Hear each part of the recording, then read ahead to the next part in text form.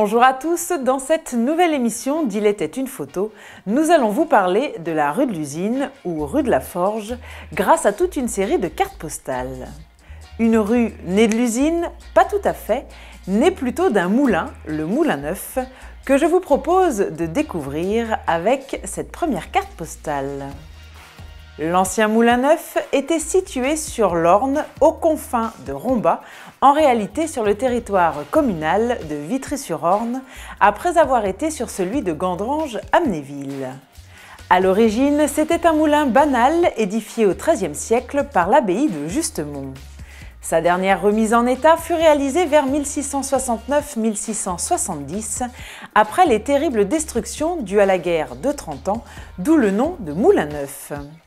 Il fut en fonction jusqu'à sa vente comme bien national sous la Révolution, puis revendu en 1812 aux Devindel, maîtres de forge à Moyeuvre, Rosselange et Hayange, et y installèrent une platinerie.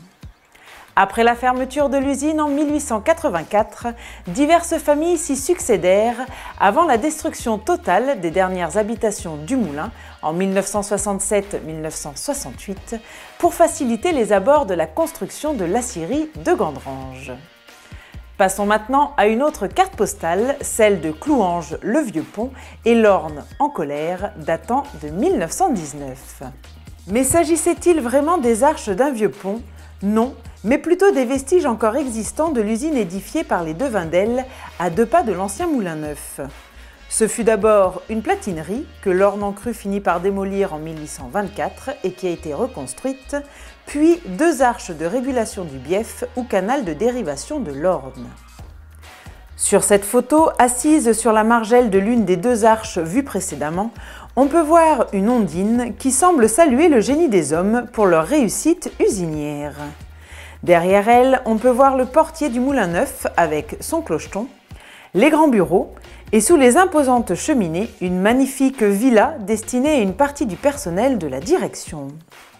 Quelques années plus tard, les grands bureaux ont été surélevés d'un étage, encore une preuve de réussite.